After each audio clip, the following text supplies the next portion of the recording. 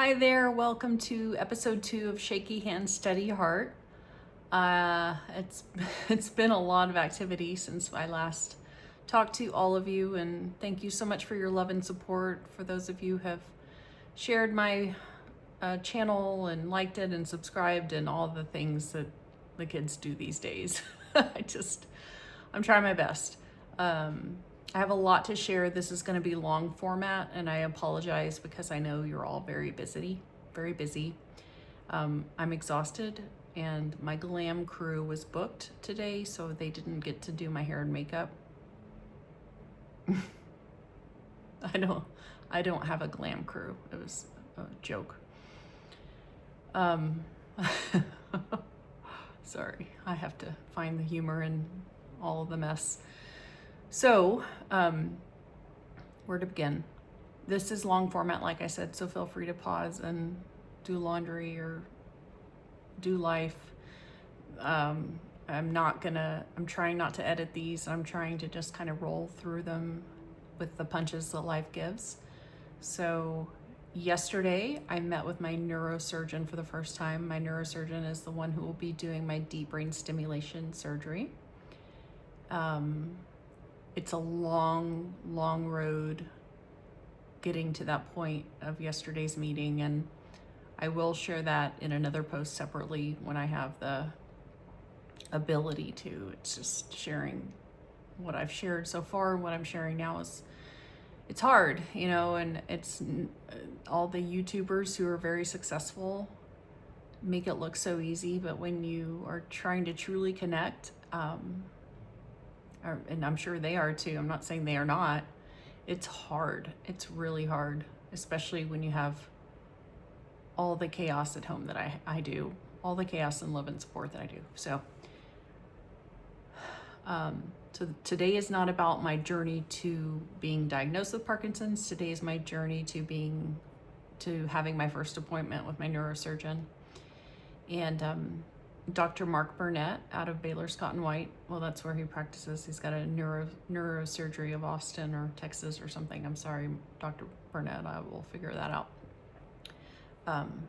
Met with him yesterday, and Darren went with me, my husband, and thank God he did, because I was a hot mess, so nervous all morning.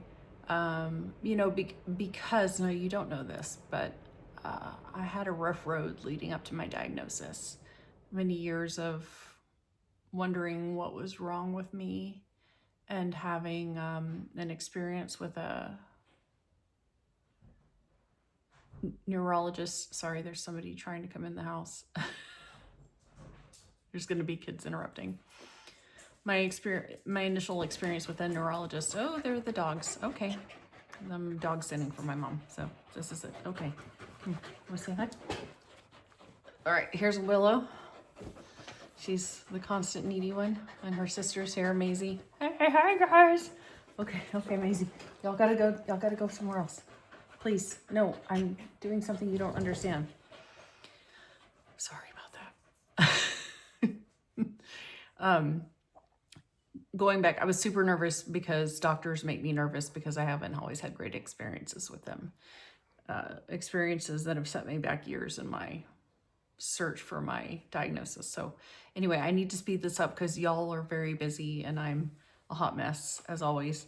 So I was nervous yesterday because I was going into it expecting disappointment and expecting more lengthy time between now and answers and surgery. And long story short, Dr. Burnett spent a lot of time with me and my husband, and he explained everything, and he was so kind and just great bedside manner, and just,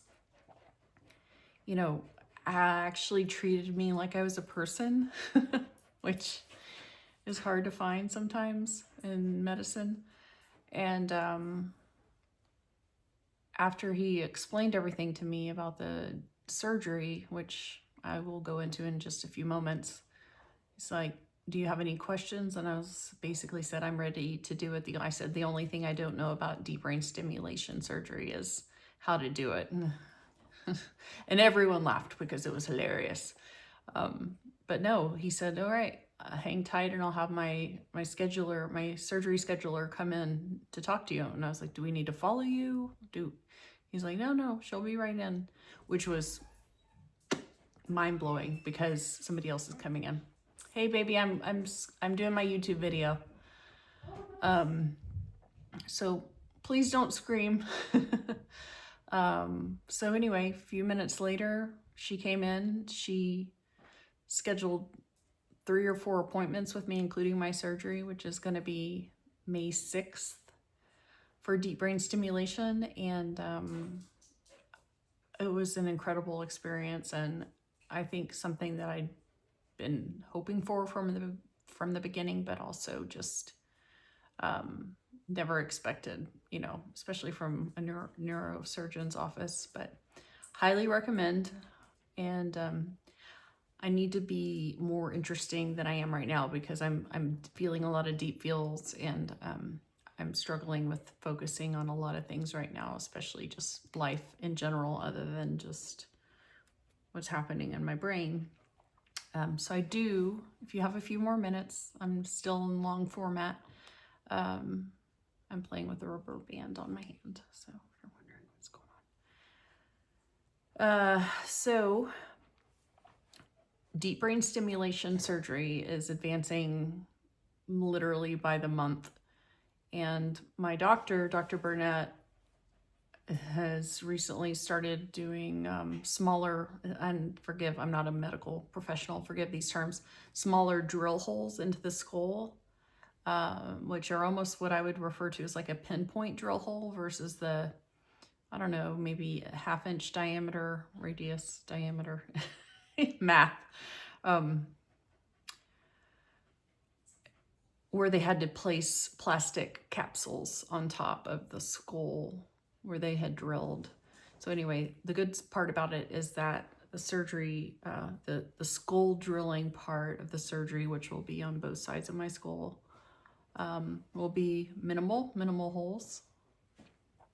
Riley just came in. There'll be smaller holes, but I will have 2 holes drilled into my skull, which will have electrodes put down into my brain with wires coming out and kind of coming down my neck and into essentially right side, essentially a battery pack or kind of quasi pacemaker, which is not a pacemaker, but the battery pack sends the frequencies to my brain, which is all controlled by software and AI, which is crazy and incredible considering I'm in software myself. Trying to speed this up because I know y'all are busy and probably going to sleep by now. I'm taking a long time to describe this, but and there's the dogs. Hey,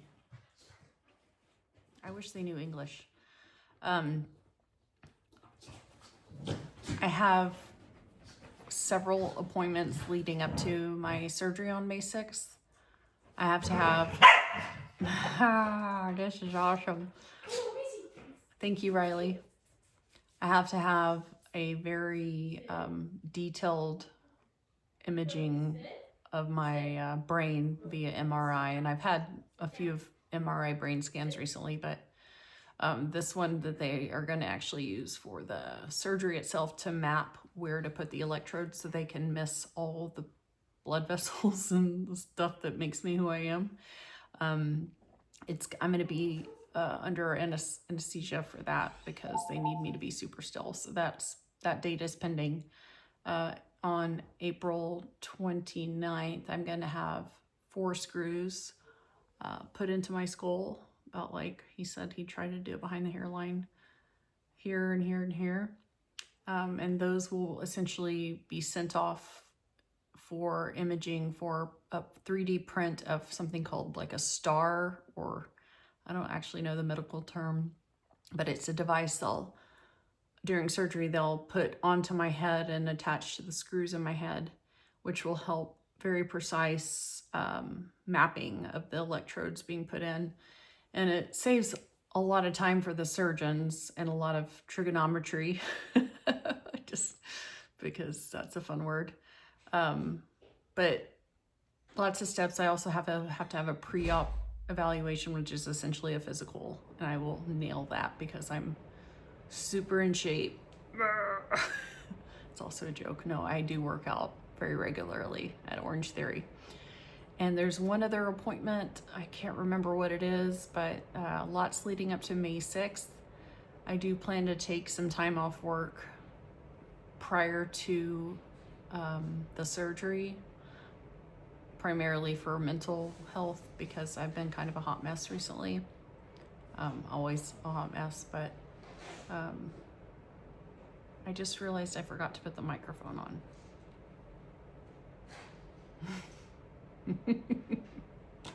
Oh well. So hopefully you can hear me, because I'm not going to repeat this video. So thanks for tuning in.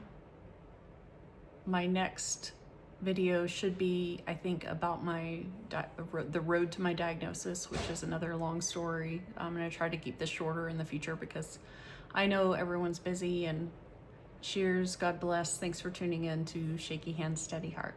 Love y'all. Bye.